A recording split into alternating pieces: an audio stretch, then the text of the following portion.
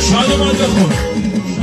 بندان مویت آواره شدم به شوق رویت، پروانه شدم به هر نگاهت، دیوانه شدم تو گر نباشی، جان را چه کنم سلطان قلبم.